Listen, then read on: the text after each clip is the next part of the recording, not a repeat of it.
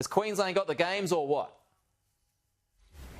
Well, we're in the home straight, Peter, and we've got the final hurdle, which is basically about 8 to 10 weeks of putting together all of the information for the International Olympic Committee.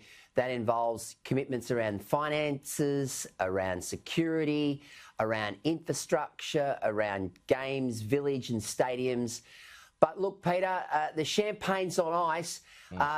2 days before the Tokyo Olympics in July, we're expecting an announcement from the IOC that Queensland, Brisbane will host the 2032 Olympic Games. It's ours to lose, Pete, but right now you'd much prefer to be in our position than those of other nations who are very keen to host the 2032 Olympics. Jeez, Caxton Street's going to be going off, isn't it?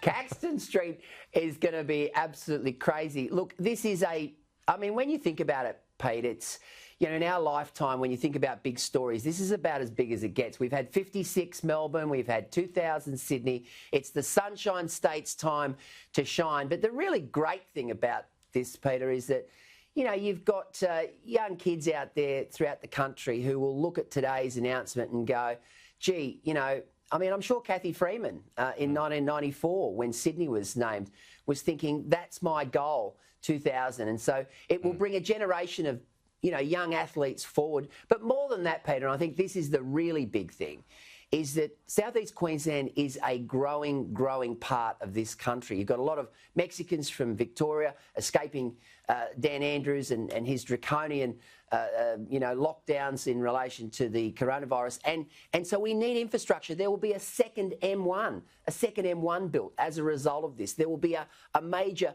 heavy rail line between Sunshine Coast and Brisbane that will be built. You'll have the enduring infrastructure of a massive new stadium, which my understanding is will be at Albion Park Raceway. So no dogs at Albion Park. We'll have to concentrate on Dapto now, Pete. Okay. But, the really big thing is that, this will be an enduring legacy for the country. So you were in Lucerne 18 months ago when the bid was announced. So did you see it as a lock back then? Look, the body language between Thomas Bach, the IOC president, and Anastasia Palaszczuk was extraordinary. You could see they hit it off. They have very similar views on gender equity, on human rights, and that is a big part of the IOC's brief now. And of course, we've now got this targeted dialogue, which is completely different to the days gone by, where, the Cartier watch would be the end of the bed for the Tanzanian contingent, or, there'd be, first-class airfares to wherever you wanted. And so those dark days of the IOC are gone. And it's now just a matter of, the IOC engaging with what it believed would be, the best particular outcome for the IOC. And, you've got countries like China, Russia, Indonesia, India, of course, Montreal, Canada are interested.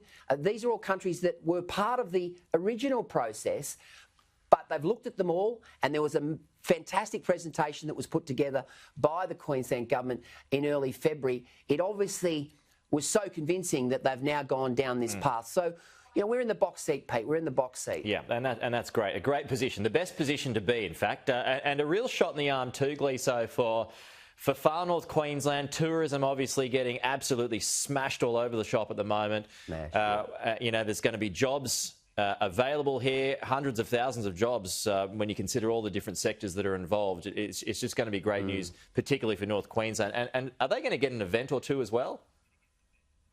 Well, the mail is that they could get the sailing off the Whitsundays. Could you imagine Whitehaven Beach as the backdrop for the world to see? So, yes, we haven't even talked about the tourism benefits. The tourism benefits are extraordinary because you're going to see Queensland as a showcase for 2 weeks. The whole the world's eyes will be on Queensland during that period. So, you're talking about getting the rugby in Townsville. You're talking about getting the volleyball in Cairns.